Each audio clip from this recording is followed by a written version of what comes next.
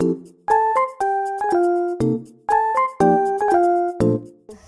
guys, welcome to our quarantine science experiment.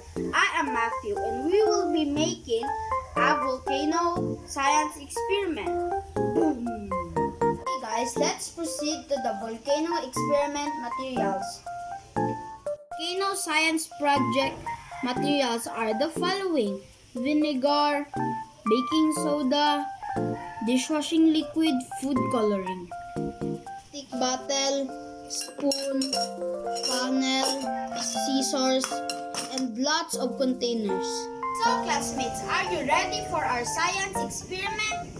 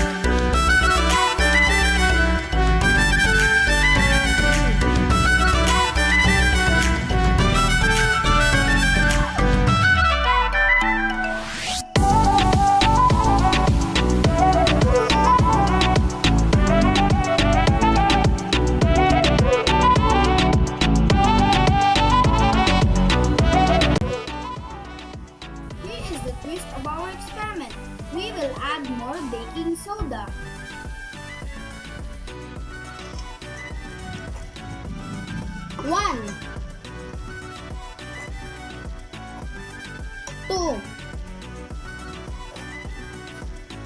3, 4, 5.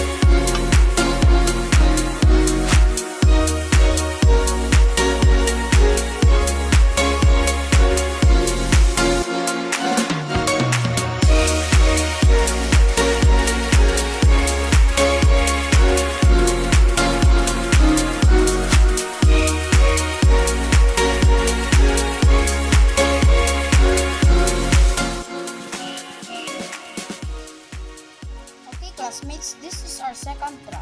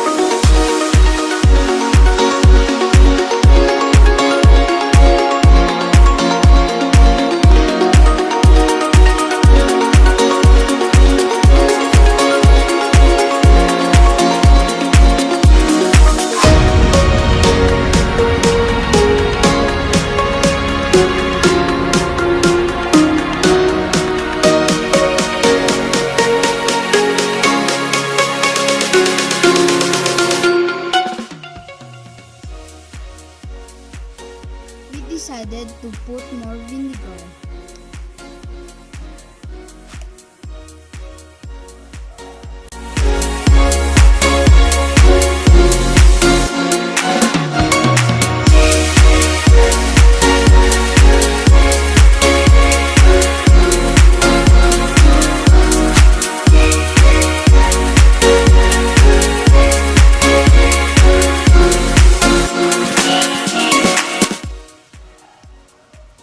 Vinegar, more chances to explode.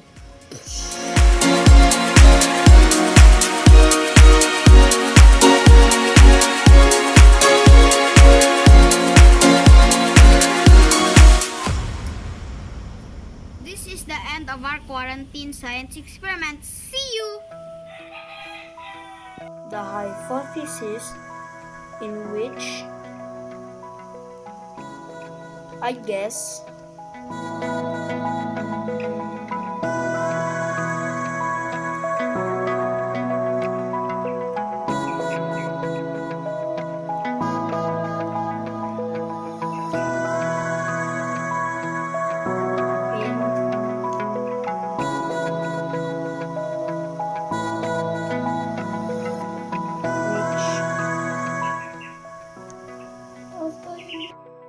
in which I guess upon in this experiment is that when there is a lower ratio of baking soda in the volcano than the vinegar, there is a faster speed of the increase of the liquid and a higher pressure within the volcano, whereas soon there is a higher ratio of the baking soda than the vinegar, then there will be a slower outpour of the liquid.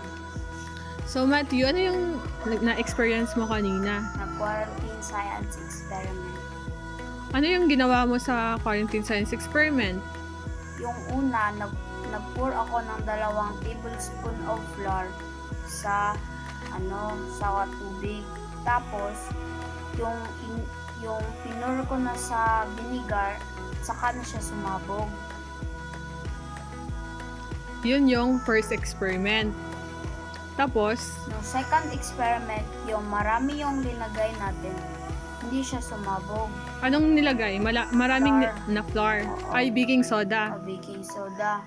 Tapos yung nilagyan natin ng suka. Additional na vinegar. Sumabog siya. Oo, doon na siya nag-burst. Opo. So, yun yung explanation ng hypothesis mo. Basahin mo nga ulit. Ano yung sinulat mo?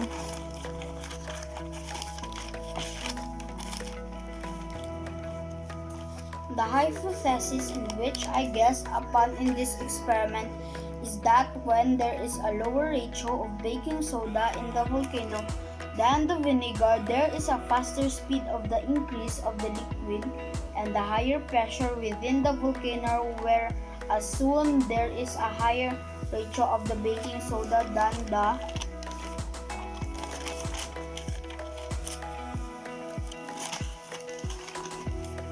vinegar, then there will be a slower outpour of the liquid. So, quarantine science, Experiment. approved.